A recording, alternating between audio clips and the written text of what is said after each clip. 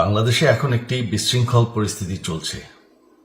সারা দেশে আমাদের ভাঙচুর হচ্ছে, লুটপাট হচ্ছে, আমাদের শহরের বাইরে আমাদের নেতাকর্মী, আমাদের আওয়ামী লীগের নেতাকর্মীদের উপর হামলা চলছে, অনেকে হত্যা করা হয়েছে। এই পরিস্থিতিতে আমি বলতে চাই, আওয়ামী লীগ হচ্ছে বাংলাদেশের সবথেকে পুরাতন গণতান্ত্রিক এবং সবথেকে বড় দল। আওয়ামী লীগ কিন্তু মরে যায়নি। আওয়ামী লীগ এই দেশকে, বাংলাদেশকে স্বাধীন করেছে। আওয়ামী লীগকে শেষ করা সম্ভব না। আমরা বলেছিলাম যে আমার পরিবার আর রাজনীতি করবে না, তবে আমাদের নেতাকর্মীর উপর যেভাবে হামলা হচ্ছে, এই পরিস্থিতিতে আমরা হাল ছেড়ে দিতে পারি না। বাংলাদেশে যদি গণতন্ত্র, নতুন বাংলাদেশ গড়ে তুলতে হয়, আওয়ামী লীগ ছাড়া সম্ভব না। আওয়ামী লীগ হচ্ছে সব থেকে বড় দল। আওয়ামী লীগ কোথাও যাবে না, আওয়ামী লীগ শেষ হয়ে যাবে না। আওয়ামী লীগকে শেষ করা সম্ভব না।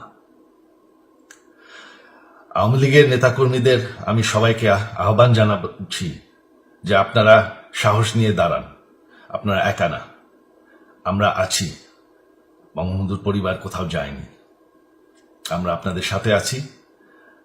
দেশকে, আমাদের নেতাকর্মীদেরকে, আওয়ামী লীগকে রক্ষা করার জন্য যা প্রয়োজন আমরা করতে প্রস্তুত।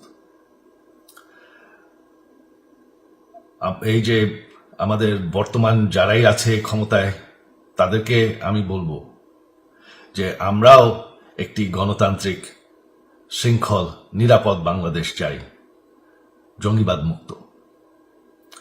তার জন্য আমরা সবার সাথে আলোচনা করতে প্রস্তুত। শুধুমাত্র তারা যদি জঙ্গিবাদ এবং ভায়োলেন্স বাদ দেয়। শেখ হাসিনা মরে যাননি, আমরা কোথাও যাইনি। বাংলাদেশ আওয়ামী লীগ ছাড়া গণতন্ত্র, নির্বাচন সম্ভব না।